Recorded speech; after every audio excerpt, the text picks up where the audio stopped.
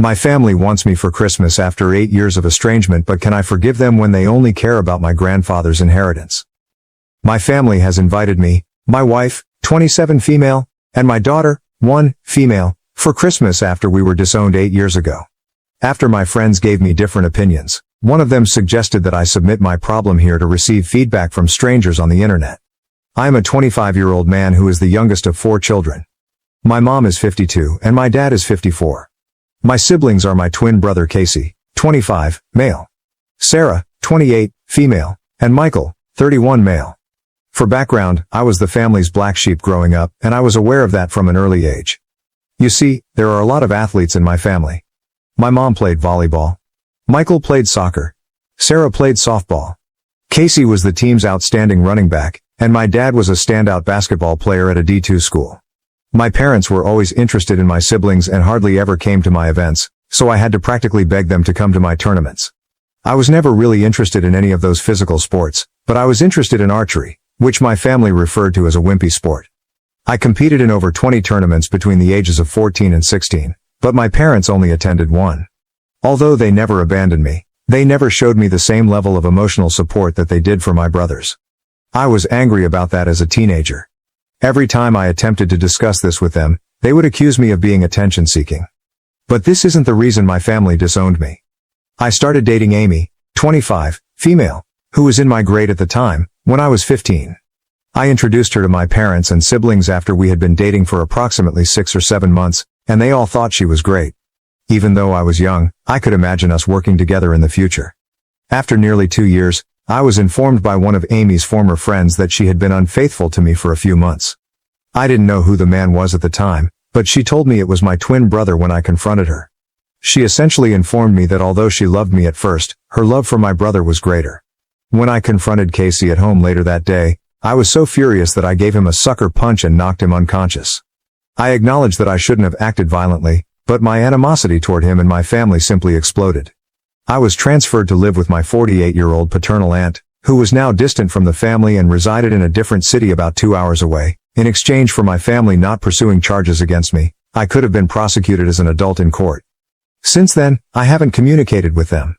It was difficult at first, but I eventually got over my desire for a relationship with them with the help of my aunt and her 48-year-old husband. After attending a university in my aunt's city and transferring to a different high school, I earned my degree as an electrical engineer. After a while, I met my wife and we were married. I considered inviting them to my wedding, but I decided against it because I didn't want any controversy. After that, my wife and I purchased a home an hour's drive from my aunt, and a year later, we were blessed with a daughter.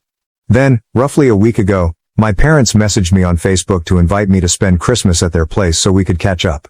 I informed them that while I could have other plans, I would think about it and provide them with a definitive response shortly. Later, I received strange friend requests from Sarah and Michael. Because she is 2 months pregnant and does not want to deal with any additional stress, my wife has informed me that if I travel, she and my daughter will spend Christmas at my father-in-law's place. I concur with her. I would like to know if it would be wise for me to go and try to make amends with my family. Having a hard time deciding what to do. On the one hand, they might want to apologize because they feel horrible about what they did to me. However, I could be forced to apologize to Casey if I go there, which is something I don't want to do. Any guidance would be beneficial. Viewpoint.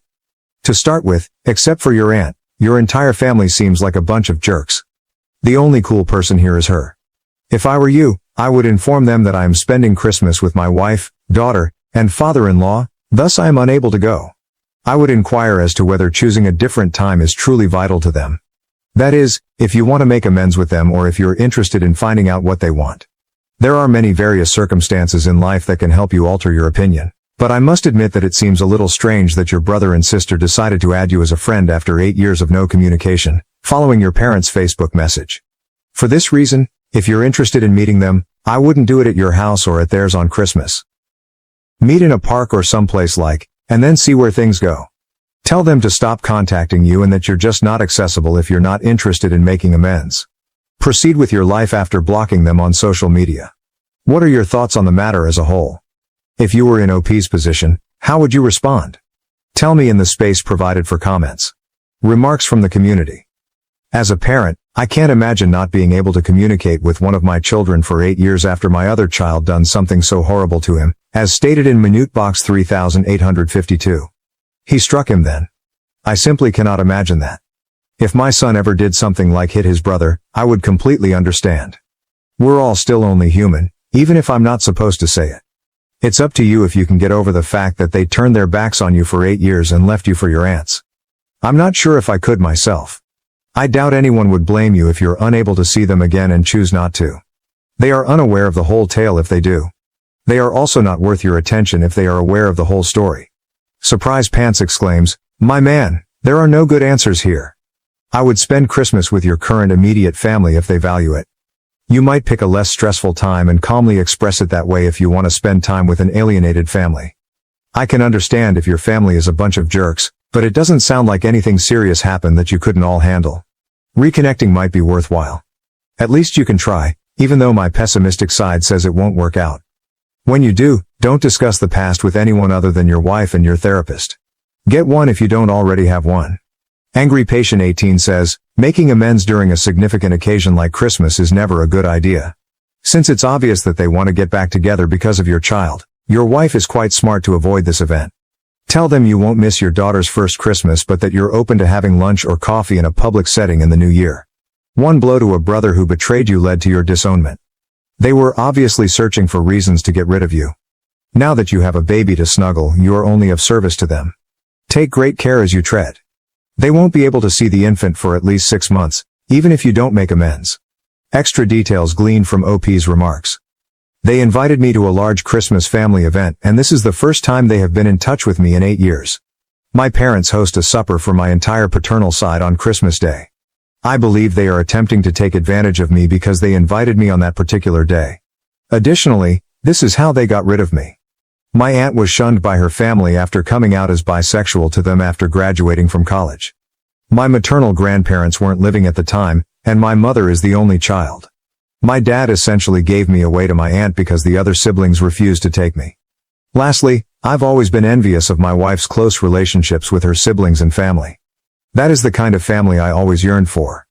Okay, so everyone in the community believes that if the original poster wants to get back together, it must happen at a later date. Naturally, after trust has been built, no one gets to view the infant. In addition, OP provided us with additional background information on his family. Let's now proceed to the update to find out what transpired. Naturally, though, I must tell you about my playlists, such as this one that exclusively has videos with updates. Let's go on to the update now. Update. Hello everyone. Although the past 2 weeks have been difficult, I want to thank everyone for their support and guidance. Allow me to catch up with you. I wanted to post earlier, but a few things got in the way.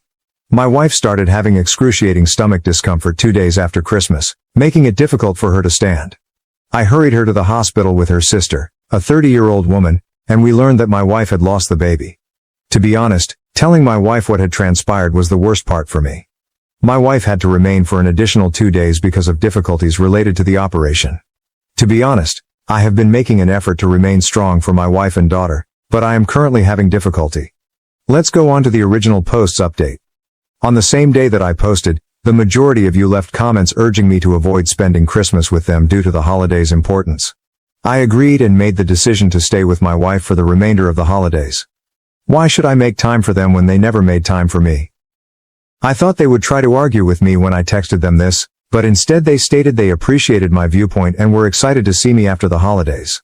I therefore started looking into my family to see why they had contacted me. What I discovered is as follows. Michael is employed by a large corporation in my hometown as a corporate lawyer. According to his Facebook page, he married his wife in 2016 and has 2 daughters. It looks like Sarah's husband is a doctor. They had a son together, and she was pursuing a nursing degree 8 years ago. My hometown is home to a friend of mine whose parents are friends with mine. She informed me that Sarah had divorced her first husband, whom she had been dating for years, due to mail fraud when I questioned her about her. Immediately following high school, Casey married Amy, and the 2 of them have 2 children. Using Facebook, I was unable to determine exactly what he or his wife does for a livelihood, but the fact that they purchased a large home during the epidemic indicates that they are not having a lot of financial difficulties. My mother is very interested in the wellness community, and my dad appears to be experiencing a midlife crisis. I then started outlining the reasons they might have sought to get in touch with me. Money. Not likely, given my wife's and my salaries were less than my parents' combined wage 8 years ago. Money is most likely not the cause, given my siblings are not experiencing financial difficulties. Although it doesn't seem likely, organ donation might be the reason. Given that he is my twin, a Redditor suggested that Casey would be my most likely mate. Since he was mentioned in a Facebook post about skiing a week before Christmas, I don't think it's likely. They might be trying to get in touch with me to get a relationship with my kid, but I'm not really sure. I'm not sure why my parents would want to meet my daughter, as she is not their first granddaughter. They probably discovered my daughter's existence because my wife's Facebook page was open to the public. Since then, she has made her account private. Then I called my aunt, the estranged person who took me in, and told her what had happened. She told me why after all this time, they were contacting me. You must comprehend the reasons for my aunt's estrangement in order to comprehend this circumstance. 4 children were born to my 76-year-old grandma and 79-year-old paternal grandfather. My aunt was the third oldest, followed by my dad, who was the second. After graduating from college, my aunt started dating her partner and came out to her parents as bisexual. She was instantly rejected by my grandparents, who also forbade any communication with her. But my grandfather started contacting people around 4 years ago. My grandfather had been inquiring about my life and whether I was married or had children around a month ago. In response to my grandfather's backing of Casey for his actions, my aunt called him out for wanting to know about me. At that point, everything changed. My grandfather informed my aunt that I should be cut off from Amy since I had cheated on her with one of her close friends. My grandfather despises cheating since he is a devout man. My family had informed him that the buddy with whom I had allegedly cheated went to Casey and Sarah for consolation and support after she came clean to Amy. I approached and viciously attacked Casey and Sarah as soon as I learned of this. I did not touch Sarah, and I did not viciously assault Casey, even though she was the one who attempted to separate us. My jaw fell when my aunt told me this. It was unbelievable to me that they detested me so much that they would fabricate a horrible lie about me and disseminate it. Grandpa, who always believed Casey to be a wonderful kid, was startled when my aunt eventually told him the whole truth about what had actually happened, according to my aunt. My aunt refused to share my number when my grandfather requested for it. I understood my parents' and siblings' desire to contact me. It turns out that my grandfather threatened to cut off my parents and siblings from his estate if they would not offer an apology for their treatment of me and invite me to join the family for Christmas dinner. To put it in perspective, he is a multimillionaire. Therefore, they contacted me because they would not receive anything from Grandpa if they didn't, not to express regret for the wrongs they had all done to me in the past. What a group of avaricious individuals. My aunt informed me of this, therefore I made the decision to block them all. For what reason should I answer any of them now? To me, they're all dead. After everything we went through, I have a wife to support and an in-law family that appreciates me. But this is not the end of it. On my work phone, I got a call from an unidentified number 3 days after New Year's Eve. Because of my job, I frequently receive calls from unfamiliar numbers, and when I answered, I heard my grandfather's voice. He probably found my number on the website of my business. He started by apologizing for not attempting to contact me during the previous 8 years. He expressed his sincere regret for being unable to attend significant occasions like my wedding, graduation, and the birth of my daughter. His cutting me off didn't hurt me because we weren't that close before. Later in the call, he informed me that he was adding me to his will and severing the rest of my family because he was so disgusted with them. To be completely honest, I have no idea how to feel about that. Although the money would be beneficial, I do not want him to use it as leverage to pressure me and my daughter into dating. We spoke for around 30 minutes. My grandpa told me something that really infuriated me, but the way the call proceeded gave me hope that we could have a positive relationship. He expressed his disappointment to me about my daughter's refusal to adopt the family name. For background, the question of what last name to use arose after I married my wife. I was unable to adopt my wife's last name for legal reasons, but as a couple, we agreed that all of our future children would bear her last name. I started berating my grandfather at this time, calling him a senior old guy and a lot of other derogatory terms. I instructed him to never get in touch with me again. This man has the gall to imply that after everything I've been through, I won't allow him to use the money I get to manipulate me. I'll give the money to a local charity even if I get it. This is unlikely though, because he is a man of broken promises. I don't care how he perceives me anyway. Money is not the reason I want to be in a relationship with him. He had been trying to get in touch with me and hear my side of the story for 8 years. He claims to be disappointed in me when he does manage to contact me. My wife's and my careers are doing well right now, So maybe we'll be able to pay for our kids' tuition. I will only email him when I'm emotionally prepared. I've had a pretty difficult few weeks, and I'm hoping to get through them. Both my wife and my in-laws have made their Facebook accounts private. I don't understand what they do to try to get in touch with me. Hell, they would undoubtedly try to locate me by hiring a private investigator. I think they are unaware of my residence, but you never know. I've considered obtaining a restraining order, but it will be challenging because there are attorneys in the family. I've stopped using Reddit for the time being. I appreciate all of your advice, and I hope this new year brings you all the best. Will it be? I want to start by sincerely apologizing for the ordeal you and your spouse, in fact, your entire family from that side, went through. Yes, like you say, screw your grandfather and the rest of your family and go on. Cool if he does leave you something. It's also cool if he doesn't. It's not that important, is it? I'm going to end this by wishing you and your wife the greatest possible future. Thank you for sharing, OP, and be careful. After all of that, I do need a post that lifts my spirits, so if you agree, stay with me and let's get started. This post, written by an ex-Wall Street person, comes from the subreddit Malicious Compliance. Legally, I cost Bank of America almost $8,000. For some background, I have over 30 years of experience in the mortgage industry. I am quite familiar with it.